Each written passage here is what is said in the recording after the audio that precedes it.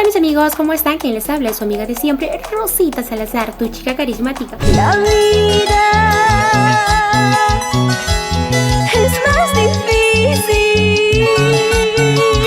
Hoy ya falta poquito para nuestro gran lanzamiento de nuestra primicia este sábado 13 de noviembre a las 6 de la tarde hora peruana. A solas en mi cuarto lloro mi desventura.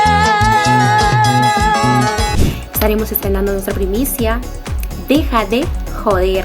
Espero que sea el agrado de todos ustedes. Así que mis amigos, los espero en esta página. Purito Perú.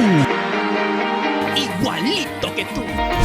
A las 6 de la tarde. Cuídense. Sin ti no puedo vivir.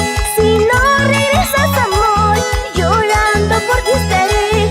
No tardes, vuelve a mí. Este sábado 13 de noviembre a las 6 de la tarde hora peruana.